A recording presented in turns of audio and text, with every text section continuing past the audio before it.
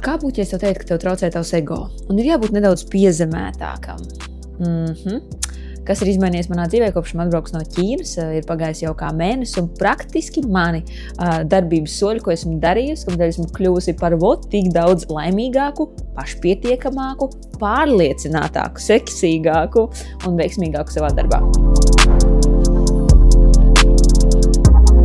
Ir viena tāda lieta, ko es gribēju vienu brīdi sev laikam ieborēt, un ar kādu moto es biju dzīvojusi, kad man jau ir pieredze, man ir 8 gadi jau uzņēmē darbībā, un īstenībā es jau tik daudz lietas zinu, un kā man daudz saka, bet tā taču ir Elīna, un zini, tev tas ego aug.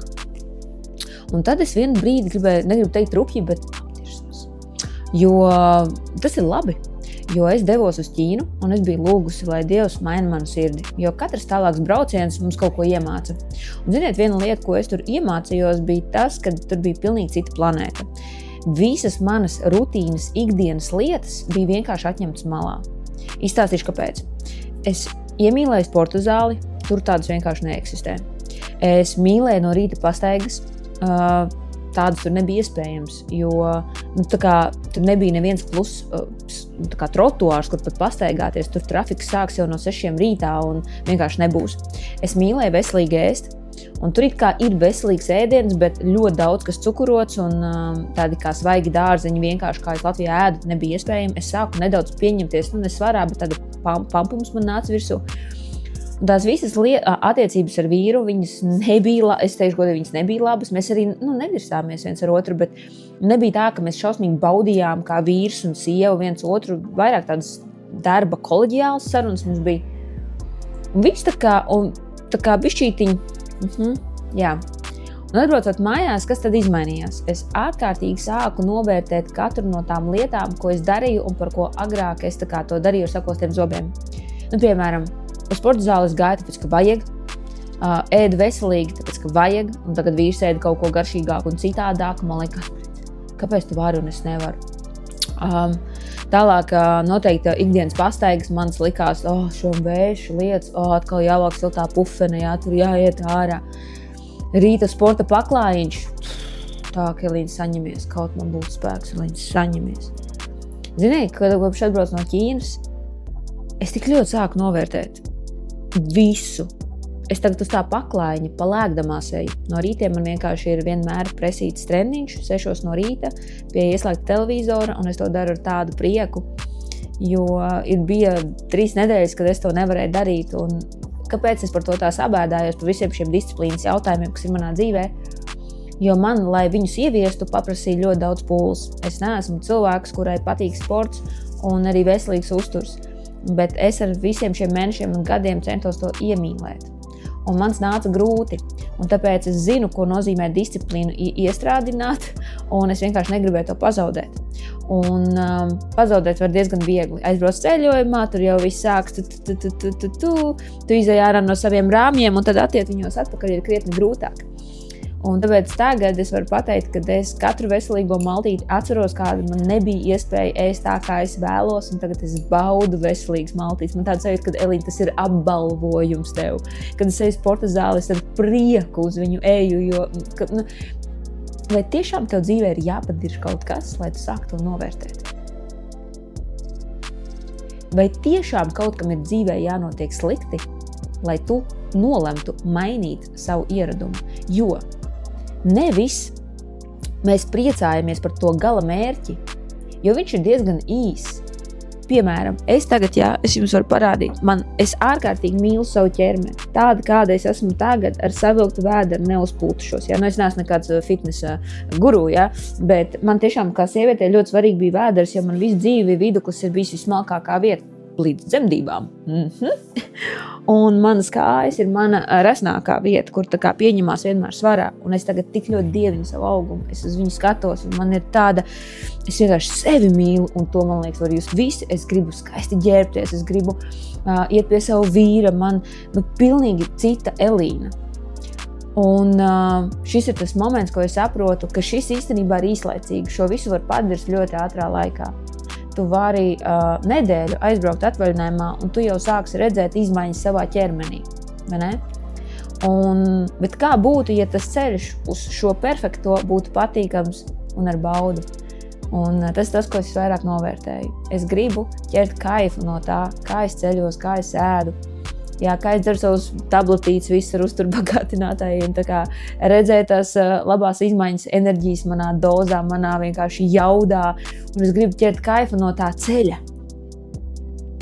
Un es ar visiem zobiem un nagiem cīnīšos par to, lai mans ceļš ir tik kaifīgs, lai tā sporta zāle ir tik laba, lai tās attiecības ar saviem tuvākajiem man ir tik uzpucētas un labas, kad nevis mēs priecājamies par to gala rezultātu, jo viņš ir īslaicīgs un viņu var tiešām ātri pazaudēt, bet kad tieši tas process, kad tu tajā iemīlies. Un tā ir droši vien tā arī lielāka atslēga, ko esmu iegūs arī no Ķīnas. Bet šajā rītā es izlasīju vienu vārdu, ar kuru es gribu tev padalīties. Kad tev ir jābūt pateicīgam par to mazumiņu, kas tev ir. Jo kāpēc es Ķīnas braucienu novērtēju tik ļoti? Jo man jau bija kaut kādā brīdī pieriebies. Tie sevi disciplīnas momenti, skaitīt soļus, izdzert visus tur bagātinātājus, tad attiecības ar vīru, jā, zinu, vajag, bla, bla, bla, izdarītie darbi, basic to basic, un tu vienkārši šeit tādā vagoniņā katru dienu vienkārši viens tas pats, un likās brīdī, vai vispār no tā ir jēga. Bet tas, ko es daru, un es sevi tā baigi dresēju un cīnos ar sevi, ja tur man ir viss pa stundām saskaitīts, vai tas vispār rezultējās rezultātā. Un tagad es aizbraucu rekursu pilnīgi, man liekas, citu planētu, un ka man tā visa nebija, un es sāku redzēt, ka tik tiešām mana dzīve mainās, gan iekšēji, es jūtos nepašpārliecināti, man nepatīku pati sev, man nepatīk savs ķermenis, attiecības ar vīru, darba jautājumi. Un es sāku tik ļoti to novērtēt. Kāpēc es Latvijā nebiju pateicīga par it kā to pašu mazumiņu, kas man ir? Un tad šeit ir rakstīts. Dievs vēlās mainīt tavu dzīvi, un viņš vēlās tevi pārsteigt. Uzticies viņam. Sāc darīt to, ko tu jau spēji darīt. Un lai cik nenozīmīgi tev tas varētu šķist, Dievs darīs to, ko tu nespēji. Esi uzticams pie mazumiņa, un Dievs pārsteigs un iecels tevi par lielām lietām. Ziniet, kas man šajā apstiprinājās? Man ļoti patīk šī lieta, ko es tagad pēdējā laikā sāku darīt. Man veidojās tāda komanda ar sievietēm, un es īstenībā domāju, ka tās pirmās sievietes, kas man uzticējās šajā sākuma ceļā, viņas būs vislaimīgākās. Es sāku veidot komandu Zinzino, bet es vairāk, tā ir kompānija, kura nodarbojas ar uzturbagātinātājiem, kas ir Latvijā, Eiropā certificēti, un viņi nāk no Norvēģijas, katrā ziņā viņi ir uzlabojuši nenormāli manu veselību, manu enerģijas līmeni, manas analīzes, vienkārši manu libido, visu. Bet ko es nevis ar vēdra pūšanos, cukura kāri, tā kā visi, bet ko es ar to gribu teikt? Es ļoti ilgu laiku lūdzu, lai Dievs man apstiprina par to, vai man tas ir jādara.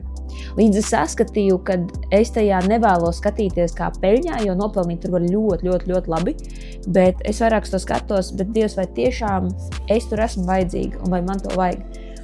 Un zini, man patīk skatīties, kā īstenībā man tur nākas veidot šo uzņēmuma darbību pilnīgi no nulles. Un šis man vēlreiz pārliecināja to, ka daudziem varbūt liekas, Elīna, viņai daudz sekotāji, viņai tāda pieredze, bla, bla, bla, bet īstenībā šeit man likās, ka esmu iemests kā mazs bērns atkal jaunā vidē, pilnīgi viss svešs, es un veselība, divas nesavienojams vietas, es un šūnas, es vispār neko nerubīju, tā kā tas ir līdzīgi kā Elīna un angļu valoda. Bet es jūtu, ka Dievs, un es vienmēr lūdzu Dievs, ja tas ir no tevis, tu dos viss, kas man ir nepieciešams. Es vienkārši iešu un darīšu to, kas man ir. Un ziniet, es atceros, kā es pirmajās reizēs domāju, šais ieaugšu story, man tur atnāks daudz sievietes, un mēs tur tas viss būs tik easy. Pat padzerties gribās. Man mīļie ir izmainījies vēl tas, ka es 7 kafiju vietā izdzeru 1. Šī ir mana rīta baudāmā kafija. un tik tiešām man pirmajā reizē atsaucās 5 sievietes, ar 3 no viņām mēs nolēmām tikties. Vispār 5 apsolīja atnākt, bet beidzamajā brīdī, kad bija jau jātiekās restorānā, atnāca 1. Un ziniet, tajā brīdī mans ego sabruka. Ko? Elīna? Un tu būsi gatava dēļ šīs vienas strādāt? Šīs nav priekš tevis, met mieru, tu esi vairāk vērta. Tev vajag darīt kaut ko tādu, lai būtu 1000 cilvēku, lai būtu miljons piekritēju. Un tas ego vienkārši... Un ziniet, tagad varu pateikt, tas bija mans laimīgākais dzīves moments. Ziniet, kāpēc? Jo es pateicu sev, Dievs, tas ir no tevis. Es strādāšu ar šo vienu cilvēku. Ja tu gribi, lai es šo darbu, es būšu laimīga par šo vienu cilvēku. Un es darbošos godam. Tas ir līdzīgi kā uzņēmējdarbībā. Man ir 20 kolēģi, bet kā es izturos pret vienu no viņiem? Vai esmu pateicīga un priecīga par šo vienu pasūtījumu? Vai tavs ego jau ir uzaudzis tik augstu, ka tev liekas, kā tu runās ar to vienu sekotāju, kurš tev būs? Dievs tev nedos 100 000 sekotāju, ja tu nemāki ar cieņu un ar mīlestību izturēties pret to vienu, kas tev jau ir dots. Šitā ir viela pārdomām. Un, ziniet, es tajā brīdī pateicu, ne, es strādāšu ar šo vienu. Ja tas ir no Dieva, viņš dos man vairāk tajā brīdī, kad viņš uzskatīs, ka esmu vairāk pelnījis. Mēs nenopelnam, nē, bet kad esmu gatava vairāk. Un, zini, tajā brīdī es par to vienu, es vienkārši. Un es vēroju savu sirdī, es gribēju, lai tā ir tiešām nevis ego pilna, bet pazemīga, mīlestības pilna. Un, ziniet, es jūtu, ka nevis man šo sievieti vajag, bet viņai mani vajag.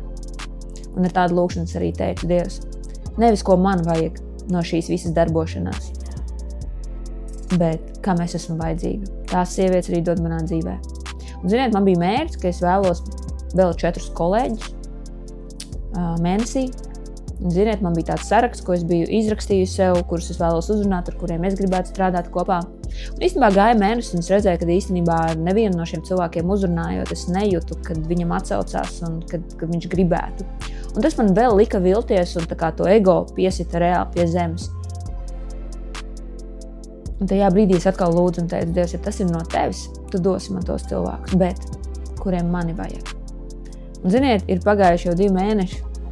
Man ir ļoti liels prieks, ka es to varu darīt offline, nevis online, jo daudziem varbūt liekas, ka mani vērtē pēc statistikas, pēc sekotāju daudzuma, pēc veiksmīgiem stāstiem. Man ļoti patīk, jo es daudz, kad man jautā, Elīna, no kurienes tev drosme, kā tu spēji atrast spēku, iet un darīt, un tik veiksmīga, un zini, šis man parāda, ka nevis es esmu tik ļoti veiksmīga, bet man ir jākārpās no nulles, un es tagad saprotu un zinu, kā jūtās ik viens, kurš uzsāk savu ikvienu darbību, un es laikam varētu vadīt kursus, nezinu, kā uzsākt biznesu no nulles, bet tagad es to varētu, jo zini, ka tu jau esi uzcēlis, tu esi īstenībā aizmirsis, kā tu esi jūties tajā pašā pirmsākumā, ka tev ir bail un ka tev nav tās atdeves vai sekotāji vai vispār pieredze, kā to darīt. Un šeit ir pagājuši 2 mēneši, un es pilnībā offline, nevienam nezinot. Šodien dodos uz tikšanos, par kuru es neesmu teikusi internetā nevienam. Tiekos ar 10 sievietēm, kuras ir mana komanda. Tas ir kā 10 jaudīgus kolēģus atrast, bet nevis, ka tev viņus vajag, bet ka viņiem tevi vajag, un ka tu ej un dari to mīlestībā. Ticot, ka šiem cilvēkiem viss izdosies tajā brīdī, ja tu būsi viņiem līdzās. Un nomaini šo fokusu, ka tev vajag. Varbūt ir tik daudz cilvēki, kuriem tu esi vajadzīgs un kura pieredze var viņiem būt par svētību. Un Dievs tev atdarīs, viņš tev dos no citas puses. Beidz gaidīt, ja es te izdarīšu labu, es tieši te arī gaidu back. Te es te uzmaidīšu, te es tev aizdīšu līdz mājām, te es te piemetīšu algā, te es tev vēl kaut ko, te es tev palīdzēšu un no tevis es gaidu atpakaļ. Nē, dari tāpat vien. Dari tāpat vien viņa dzīvē, tikai tāpēc, ka viņš ir izvēlējies tevi. Un Dievs tev atdarīs. Es tev apsolu, viņš tev dos no tā ceļa, no kur tu vismazāk gaidīsi. Un tāpēc es jums saku, esi uzticams pie mazumiņa. Dievs darīs tev to, ko tu nespēji. Esi uzticams pie mazumiņa, un Dievs tevi pārsteigs un iecels par lielākām lietām. Es zinu, ka tev priekš manis Dievs ir lielāki plāni, nekā es jebkad spētu iedomāties. Un es apņemos šodien darīt to, ko es jau spēju. Un es pateicos, ka tu pārsteidz mani. Jā, mīļie, varbūt es arī gribētu šos video ierakstīt studijā, ar mikrofoniem, ar super gaismiņām un pēc tam ļoti krūti samontēt, zini. Bet šie video top ar mazumiņu, ar to, kas man jau ir. Un īstenībā varbūt es jums pat varu parādīt, kā tas izskatās, kas varbūt nav super profesionāli. Te man ir rīta brokastis, te man ir mans kosmētikas galdiņš, un šeit ir mana istaba. Jasona istaba. Un esmu pateicīga pie tā mazumiņa. Un es daru, jo es gribu izskolot sevī disciplīnu. Rīts vai vakars, ir spēks vai nav, bet šī man ir prioritāte jums ierakstīt šo ziņu. Un es ticu, ka Dievs dos man iespēju to darīt vēl labāk, bet šis ir mans starts. Šos video jau filmēju 1,5 gadu, katru darba dienu. Un es ticu, ka man būs iespēja to darīt kādreiz vēl arī labākā līmenī, bet galvenais jau ir tā sula, ko es jums pasaku. Pareizi. Tāpēc, ir 7 no rīta, un es dodos savā disciplīnas pastaigā.